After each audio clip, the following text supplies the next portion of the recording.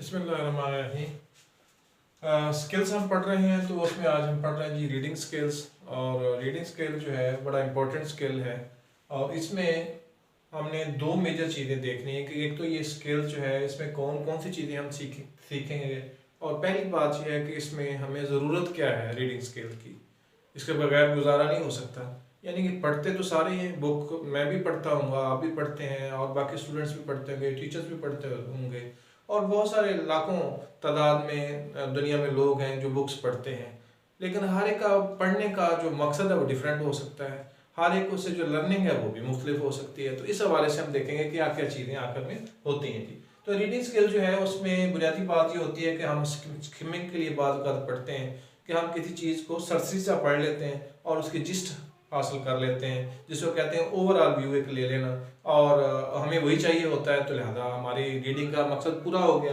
लेकिन बाद औक़ात हम किसी पर्टिकुलर जो है इंफॉर्मेशन को तलाश कर रहे होते हैं और उसकी वो इंफॉर्मेशन ढूंढने के लिए पढ़ रहे होते हैं, तो उसे हम स्कैनिंग कहते हैं। स्पेसिफिक इंफॉर्मेशन हमें चाहिए। तो दूसरा स्किल जो है इसमें इन्वॉल्व स्कैनिंग का होता है। मिसाल के तौर पर कोई हमने रिजल्ट निकालना है, इन्फ्रेंस निकालना है, उसके लिए पढ़ेंगे। और इसी तरीके से किसी चीज़ की हमें डिटेल चाहिए। मिसाल के तौर पर हम कहते हैं कि जी जो है वो सऊदी अरब ने फुटबॉल मैच जीत लिया है, तो हमें इसकी डिटेल चाहिए, तो हम वो आर्टिकल जाके डिटेल से उसको पढ़ेंगे और ये काम हम डिटेल के लिए कर रहे हैं। तो लिहाजा ये जैसे पहले आप पर्पस अपना तय करेंगे कि आपकी रीडिंग का मकसद क्या है, क्लियर रीडिंग है या वो जो है स्किमिंग है, स्कैनिंग है, इन्फ्रेंस बेस्ड है, डिटेल बेस्ड है, सर्च बेस्ड है। आप किस हवाले से जो है वो रीडिंग करना चाह रहे हैं, तो उस हवाले से फिर अगले टारगेट हम सेट करेंगे। तो रीडिंग स्किल जो इसमें इन्वॉल्व होते हैं, जो पढ़ते हुए जिन चीज़ों का हमें पता होना चाहिए, जो वो स्किल जो है हमारे अंदर मौजूद होने चाहिए, यानी उनको हम जिसको हम रीडिंग कहते हैं, अगर वो प्रॉपर वे में करनी है तो उनमें ये चीज़ें शामिल हैं, तो इनका हमें पता होना चाहिए। Understanding the meaning of punctuation, यानी पंक्चुएशन मार्क्स जो है वो बड़ा अहम किरदार अदा करते हैं कि अगर कहीं आप जो है किसी सेंटेंस के एंड में इस तरह का मार्क देखें, तो इसका मतलब ये नहीं कि ऐसे डिज़ाइन के तौर पर इसको जो है डाल दिया गया, जिसे इंग्लिश में हम लाइन कहते हैं, ठीक है। तो इसलिए इसका मतलब डिटेल फॉलोज के जो इससे पहले बात की जा रही है उसकी डिटेल बाद में जो है आ रही है। तो लिहाजा पंक्चुएशन को बड़े गौर से देख लेना है कि पंक्चुएशन मार्क्स जो है वो खास इंडिकेटर्स होते हैं, वो आपको बता रहे होते हैं कि राइटर आपसे क्या कहना चाहता है।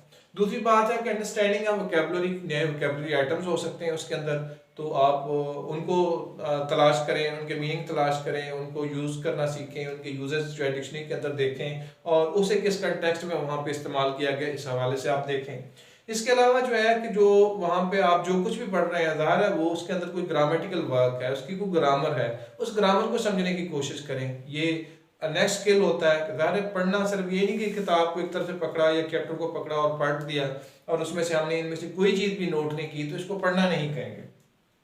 उस ग्रामर देखेंगे कि ग्रामर के लिहाज से क्या क्या यहाँ पे यूज़ हुआ है, वर्बल्स यूज़ हुए हैं जनाब, इसमें जेरेंट ज़्यादा उसने यूज़ किए हैं, और इसके अलावा जो है उसने जनाब कौन से सेंटेंस स्ट्रक्चर यूज़ किए हैं, कौन से वर्ब पैटर्न यूज़ किए हैं, कौन से पार्ट्स ऑफ स्पीच यूज़ किए, सारे यहाँ पे आप डिस्कस कर देख सकते हैं रीडिंग के दौरान। इसी तरीके से जो है वो हमें ये भी देखना होता है कि जो सेंटेंस दिया हुआ है सिंपल है, कंपाउंड है, कॉम्प्लेक्स है, या फिर ऐसे सेंटेंस और क्लास के दरमियान कोई रिलेशनशिप शो किया गया है, तो वो कौन सा रिलेशनशिप है। तो फिर इसके अलावा हमने पहले भी ये दो चीज़ें जो है डिस्कस की हैं कि हम जो है वो इन्फ्रेंस के लिए कोई नतीजा निकालने के लिए भी जो है वो रीडिंग कर सकते हैं। रीडिंग करने के बाद हम उस तहरीर से क्या सीखा है हमने, तो ये हमारा उसका इन्फ्रेंस होगा। इस लिहाज से नेक्स्ट अगर बात हम करें तो उसमें एक चीज़ होती है जिसको हम स्टाइलिस्टिक्स, यानी कि एक राइटर ने भी वही बात लिखी हुई है, दूसरे ने भी वही लिखी हुई है, तीसरे ने भी वही लिखी हुई है। मिसाल के तौर पर किसी राइटर ने जो है लिखा हुआ है कि रीड इज अ कर्स, इस पे स्टोरी लिखी हुई है, लेकिन हो सकता है दूसरे राइटर ने बहुत इंटरेस्टिंग वे में वही चीज़ लिखी हुई है, यानी मॉरल वही शो किया है और बड़े इंटरेस्टिंग वे में हमें दे दिया है, तीसरे ने उससे बेटर वे में किया है। तो हम जब डिफरेंट राइटर्स को पढ़ते हैं तो हमें जो है उस लैंग्वेज के स्टाइलिस्टिक्स भी आते हैं, इससे हमारी लैंग्वेज खासी इंप्रूव हो जाती है। और इसी तरीके से जब हम जितना ज़्यादा रीड करेंगे उतना ही अगर हम कल को हमें खुद से कुछ लिखना पड़ेगा तो हम बेटर लिख सकेंगे। यानी कि अगर आप देखा जाए कि जिस तरीके से स्पोकन का जो इनपुट है वो लिसनिंग है, लिसनिंग होगी तो स्पोकन आपकी बेटर हो जाएगी।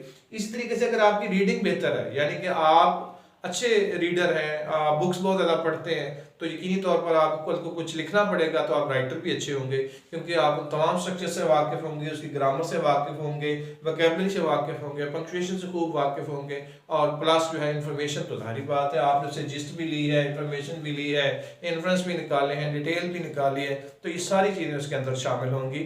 तो आप बहुत अच्छे राइटर बन सकते हैं, बशर्ते कि आप बहुत अच्छे रीडर हैं। Thank you.